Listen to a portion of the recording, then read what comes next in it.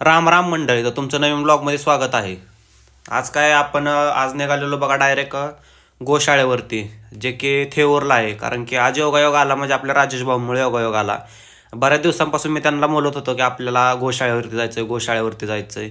तो आज योगायोग आलाच बघा. मग आपण आज फायनली निघालेलो. तर आता जाता जाता तुम्हालाही म्हणलं असेल हे काय आहे, तर हे बऱ्याच लोकांना माहिती पण असेल, बऱ्याच लोकांना माहिती पण नसेल. हे आहे बघा सिरम कंपनीचे घोड्यांचे मैदान. आता ह्यापासून त्यांना काय फायदा होत असेल त्यामुळे त्यांनी केलं असेल. हे बरेच म्हणजे मोठ्या परिसरात पसरलेलं आहे मैदान. फायनली मग आपण तिथून पुढे आलो, कारण की आपली महत्त्वाची कामं पुढंच होती. प्रथम आलो आपण बघा, डायरेक्ट आलो देवराईला. आता देवराई हा शब्द ऐकताच कसं मनाला भारी वाटतं बघा. म्हणजे बऱ्याच लोकांना माहिती पण असेल म्हणजे देवराई म्हणजे काय आहे, आणि बऱ्याच लोकांना माहिती पण नसेल. तर आज तुम्हाला बघा मी पण थोडी माहिती देतो, आणि आपले जे सर आहे तिथले मेन सर, ते पण तुम्हाला थोडी माहिती देतील थोड्या वेळानंतर. फायनली आपण बघा इथे पोचलो. आता म्हणजे विषय काय होता, इथून आपल्याला आपल्या गोशाळेसाठी झाडे न्यायची होती. त्यामुळं पहिलं आपण झाडं बघून घ्यावेत म्हणलं कशी काय आहे ती, नंतर तुम्हाला दाखवा म्हणलं बाकीच्या गोष्टी काय आहेत देवराईमध्ये. फायनली आपण झाडं परचेस केले बघा. आपले गणेशदादा होते, बाकीचे पण 2 कार्यकर्ते होते. मग त्यांनी आपण झाडं परचेस करून डायरेक्ट झाडं बाजूला काढून आता म्हणलं जाऊन बघूया कसं आहे काय नक्की. हे बघा एवढे मोठे झाडे, आणि त्यात हे केलेली कला खतरनाक होती, खतरनाक. हे बघा बांबूपासून पूर्ण असे म्हणजे ते सपर टाईप असतं ना बघा. आता जे मराठी लोक आहेत त्यांना हा शब्द कळेल बघा. आता कसं आहे हिंदीत ह्याला काय म्हणतात ते आपल्याला पण एवढं माहीत नाही. त्यामुळं असं केलं तर एकदम मस्त ह्यांना. म्हणजे उन्हाळ्याचं जर तुम्ही इकडं आला ना, तुम्हाला असं वाटणारच नाही की इकडं काय बाबा उन्हाळा म्हणून जाणवेल. असं मस्त केलं होतं का नाही. तर इथं त्यांना एक झाड तोडलं होतं बघा, पण त्या झाडाचा तोडल्यानंतर पण त्यांनी एवढा पुरेपूर वापर केला ना, खतरनाक विषय करून टाकलेला. हा बघा मधोमध झाडाचा बुंदा आहे, आणि जे बाजूला आहेत त्याच झाडाचे खोडे आहेत, ते तोडून बरोबर त्यांना बसायला बेंच बनवलेत त्याचे. माणसाच्या अंगात कला असते पण ती दाखवता येत नाही, पण ह्यांनी दाखवून दिली. त्यामुळं विषय खोल करून टाकला ह्यांना बघा. हे बघा असा व्ह्यू येत होता ना मस्त तिथं एक नंबर. आणि तुम्हाला एक महत्त्वाचा म्हणजे विषय सांगतो की तुम्ही एक म्हण ऐकली असेल बघा, पळसाला पानं 3च. ती आज आपण बघा लाईव्हमध्ये बघितली. आता तुम्हाला बी दाखवतो, पळसाला पानं 3च असतात. ते कसं आहे बऱ्याच जणांकडनं ऐकले बी होतं, आपण म्हणलो बी होतं पळसाला पानं 3च. कसं काय विषय खोललाय का नाही. आता तुम्हाला वाटेल मी दुसरं कुठलं झाड दाखवतोय काय, तुम्हाला त्याचं लेबलिंग पण दाखवतो बघा.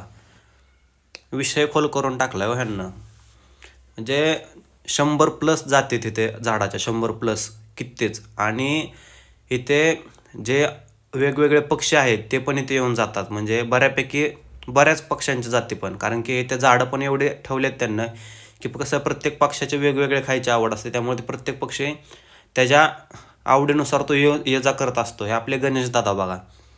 हे आहे ट्री हाऊस बघा. हे आपण पहिल्यांदा डायरेक्ट आता ते आपल्या अगोदर गेले, कारण आपण खाली शूट करत होतो. आता ह्यांचं हे जो प्रकल्प आहे तो गेले 38 ते 40 वर्ष झाला आहे. म्हणजे आता तुम्ही पण अंदाज लावू शकता की म्हणजे किती वर्ष. आता इथून कसं थोडा आत जायला प्रॉब्लेम होता, पण आपण कसं बसं करता आत गेलो.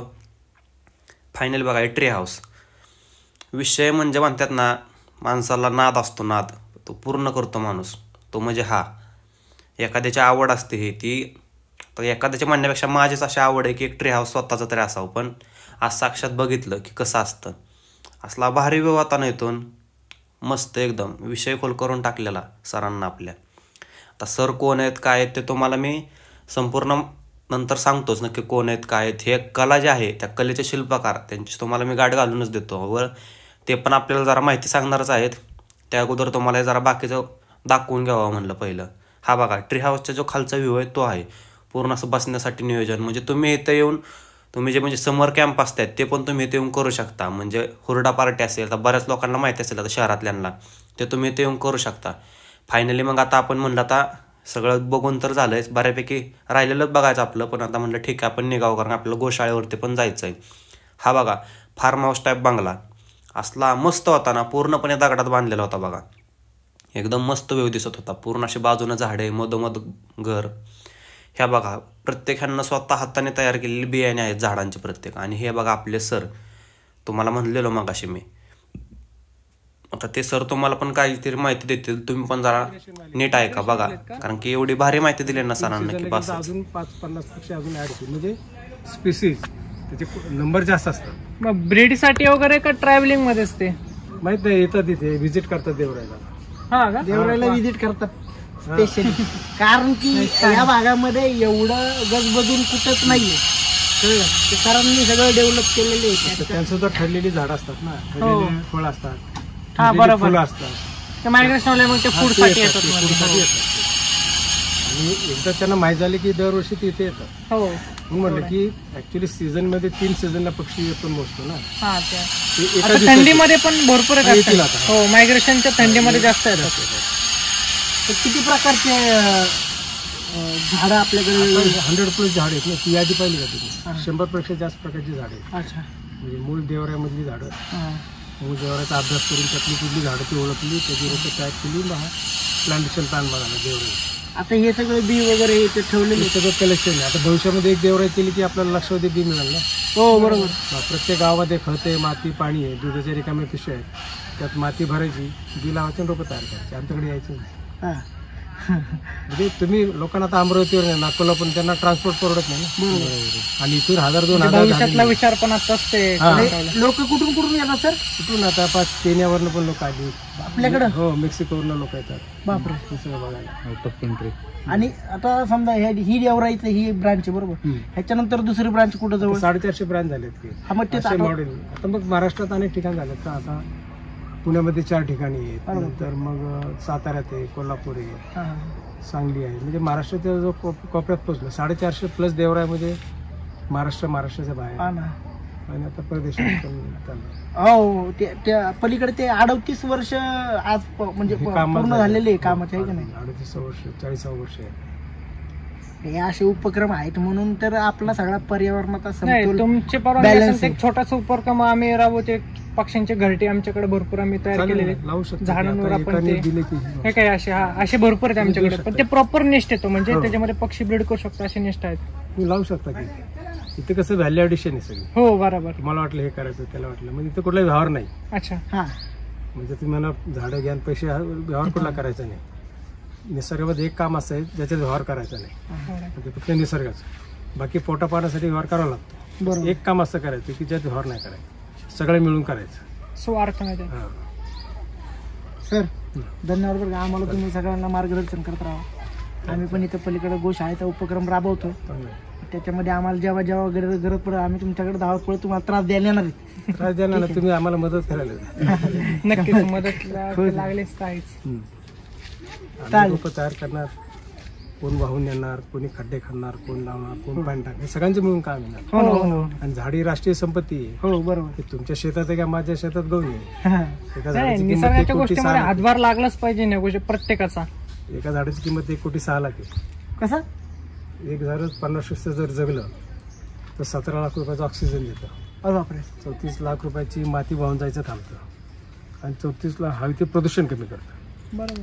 म्हणजे ही शाश्वत व्हॅल्यू आहे, ही चिरकाळ टिकणारी आहे. आता समजा एखाद्याने खूप सुंदर घर बांधलं 1 कोटी रुपयाचं, तर 100 वर्षांनी ते तोडावं लागेल. बरोबर. जो बांधायला खर्च येईल 100 वर्षांनी तेवढा तोडायला खर्च येणार. पुन्हा ते कॉन्क्रीट कुठं टाकायचा तो प्रश्न पडतो. हो. आणि आपली ही झाडं ही देवर आहे तो पण पृथ्वी तो पण राहणार आहे. त्यामुळे इथून पुढे आपण मागे काय ठेवायचं ते शाश्वत ठेवायचं, जे चिरकाळ टिकेल. बरोबर. आपण नसलो तरी आपल्या मागे ते चाललं पाहिजे. आपल्या गोष्टी समजा आपण हे झाड लावलं, समजा व्हॅलिडिटी नाही ते बी आलं, ह्याची रोपं तयार झाली, मी ह्याचा वंश वाढत आहे. बरोबर. आता माणसाचा वंश खूप वाढला, आता त्याचं ओझं झाले.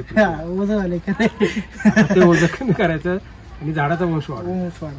तर आता काय झालं माहितीये का, जिकडं तिकडे आहे ना त्या प्रगतीच्या नावाखाली किंवा ते सगळ्या गोष्टींच्या नावाखाली झाडांची सर्रासपणे तोड, म्हणजे डेव्हलपमेंटच्या नावाखाली एवढे झाडांची सर्रास तोड चालू आहे ना. मोठी मोठी झाडं तोडताना माणसाच्या मनामध्ये विचारात येत नाहीये की अरे जगायला किती वर्ष लागले. हायवेदाराच्या पिंपळाची ओढची किती जुनी झाडं होती ती एका दिवसात तोडून टाकले सगळे ते. असं काय डेव्हलपमेंट गरजेचे आहे, ते करा, ते केलंच पाहिजे. त्या हिशोबाने तुम्ही जेवढं नुकसान केलं त्याच्यात 10पट तुम्ही भरून काढा. बरोबर. होतं काय की एक खूप 200 वर्षापुढे झाड तोडायचं, नियम काय कॉर्पोरेशन एक झाड तोडले की 3 झाड लावा एवढीशी. काय ते बॅलन्स कसं होणार. मग तुम्ही म्हणतो एक झाड तोडलं तर 1000 झाडं लावा. बरोबर. आणि आधी ते लावा मग ह्याला तोडा. हा आधी ते लावा असं काय त्या झाडाला नाही त्या झाडाला पण कळतं की बाबा माझ्यासाठी केलेले 100 झाडं लावलेली आहेत. बरोबर. आता आमचा दर महिन्याला वगैरे फॉरेस्ट डिपार्टमेंट वाल्यांबर वन विभागाल्यांबर उपक्रम असतो. 50 झाडं 1000 झाडं आम्ही ते डोंगराच्या साईडने आम्ही लावत असतो. तिकडं आपलं वानवडीला फॉरेस्ट डिपार्टमेंट आहे ना, त्यांचं ते ह्या महिन्याला असतं. त्यांच्याबरोबर काही जाऊन तिकडे झाडं वगैरे लावायची म्हणून जण असतो. त्यांचे हे म्हणजे वन विभागाचे ते उपक्रम चालूच असतात. कसं आहे, कुठनं ना त्यांनी कुठनं ते जगवावरती फोकस केलं हो, पाहिजे. बरोबर. आम्ही गेलो आता 38 वर्ष काम करतो ना, आता पुण्यात अशी कुठली टेकडी नाही जिथे आमची झाडं नाही. हा. हे आता तुम्हाला कळायला लागले, पण आमच्या आता म्हणजे 37 वर्षापूर्वी त्या लोकांना झाडं लावायला पाहिजे कुठली सुद्धा माहिती आहे. त्यावेळी ते काम चाललं. आता तुमचे जे म्हणाल वांडोडीची, हा. परत ते यारायची टेकडी, वेताळ टेकडी, सगळी तेव्हापासून झाडं गेलीत. आता लोक इथे राहायला आल्यात. वाघुलीला यांनी एक डोंगर घेतला आहे, त्या कानिमताचा एक लोकांनी डोंगर घेतला. आता सगळी लोक हा ना. बाहेर आली ना, मग ते आपापल्या जवळ मग पुढे जवळ आहे. मग चला आता ते तिथे थोडी जाणार आहे चतुर्शृंगीच्या डोंगरावर, ते शेजारचा डोंगर घेऊन आले. म्हणजे लोकांमध्ये जागृती चांगली झालेली आहे आणि ते सगळे तुमच्यासारखीच तरुण मुलं आहेत. फक्त काय की त्याला पुढे जगून आम्ही लोकांना सांगतो, तुम्ही झाड नेलं म्हणजे लावलं म्हणजे 1% काम केलं, 99% जागाचा त्याची वाढ करणं महत्वाचं आहे. तुमच्यासारख्या पर्यावरणनिष्ठ माणसांनी ती त्यावेळेला चळवळ सुरू केली, म्हणून आज आमच्यासारखी तरुण मंडळी त्याच्यामध्ये उतरायला चळवळ अशी नाही, आवड म्हणून केली, पण ती आता चळवळ झाली. खरं आहे. अहो, खरंच चळवळ काळाची गरज झाली ना ते. चळवळ आहे. त्यावेळी असं मला वाटलं नाही की असं होईल. आणि मला म्हणजे ते आवडतं म्हणून मी लावलं होतं. बाकी सुरुवातीला मला काय, मी तुमच्यासारखंच होतो. आवड म्हणूनच आवड म्हणजे झाड लावलं वाढते ते बघून आनंद व्हायचा. आणि म्हणून आता लावायचं. तुमचं मार्गदर्शन झालं ना त्या पुढच्यांना, की बाबा केले, सुरुवात केली आणि ते एवढं मोठं झालं, हे महत्वाची गोष्ट आहे. हे झाड आणि प्रत्येकाला श्रीमंत व्हायचं ना, झाड लावून तर श्रीमंत होता येते. हा, तेवढं आहे. आपल्या पैशाचा फायदा आपल्याला, पण तुम्ही झाड लावलं तर त्याचा तर आपल्याला फायदा आहे. पण किडे मुंगे प्राणी सगळ्यांना फायदा आहे. फायदा सगळ्यांना. आपण निसर्गाची सेवा केली तर निसर्ग खूप काही देतो आणि आपल्याला, ते आपल्या आता महत्वाचं जो आहे. 400 पिढ्या झाल्यात माणसाच्या, आपल्या 400 पिढ्याने झाडं तोडली माहिती, पण हाऊस नाही, गरज म्हणून तोडलेली आहे. आपली जबाबदारी जेवढी तोडली तेवढी परत लावा, परत लावा. बरोबर. म्हणजे त्यांना मोक्ष मिळेल.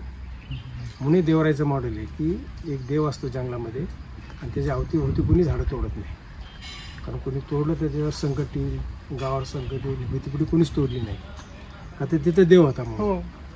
आणि जिथं देव नव्हता ती तोडली, जिथे देव होता म्हणून ती वाचली, म्हणून ती झाडं ओळखली. मग झाडं कुठली, वेली कुठली, झुडपं कुठली, त्याची रोपं तयार केली. मग त्याचा प्लॅन बनवा. मग लोकांना ही झाडं हा प्लॅन तुम्ही घ्या आणि लावा आणि जागवा, म्हणजे तुमच्या 400 पिढ्यांना मोक्ष मिळेल. बरोबर. आणि 400 पिढ्यांना काय पुढे शुद्ध हवा, शुद्ध अन्न, शुद्ध पाणी कोण हेच महत्वाचं देणारे, आहे पुढे आता. झाडं देणारे. बँक डिपॉझिट देतं का नाही, कोरोनाने दाखवून दिले.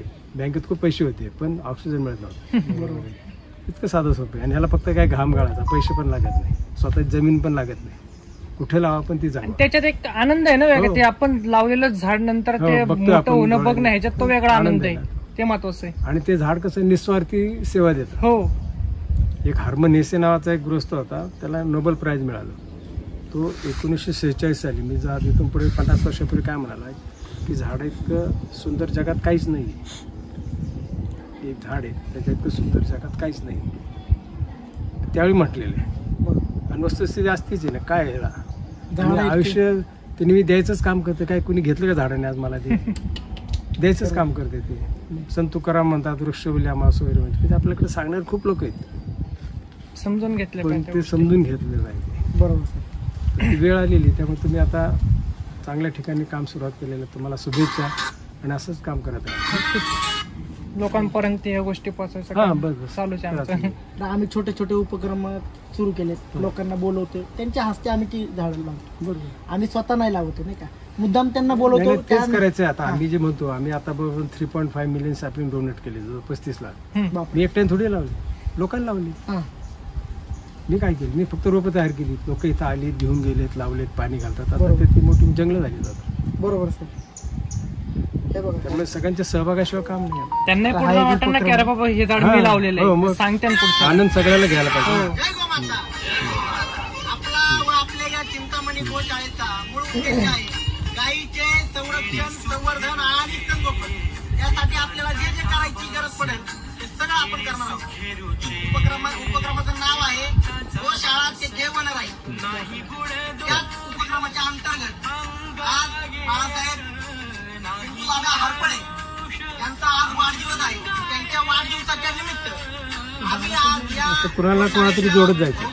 हे काय आता तेच काम चाललंय. झाडं लावायचा संकल्प केला. हा, खड्डे वगैरे घेतले व्यवस्थित एका रांगेत, आणि ती जी तुटुकी झाडं दिली होती ना, ती लावली. पक्षी फार येतात किती. आणि त्यांना त्याला खायला पण भेटतं ना, त्या झाडावरती खायला फुले, ते तुतीचं फळ आंबट गोड असतं ना, हा. आंबट गोड पक्ष्यांना फार आवडतं. तुरट असं. हा, आवडतं ते पक्ष्यांना. म्हणून आमच्याकडे एवढे पक्षी येतात. त्याचं कारण तेच आहे. त्यांना इथे काही ना काहीतरी खायला मिळतं. धन्यवाद सर. तर तुम्हाला ही माहिती कशी वाटली मला नक्की कमेंट करून सांगा. व चला आता कसं आहे, आपण आता गोशाळेवरचा व्हिडिओ तो आपण नेक्स्ट पार्टमध्ये आपण अपलोड करणार आहोत. आजच्यासाठी एवढंच. चला भेटू पुन्हा पुढच्या व्हिडिओत.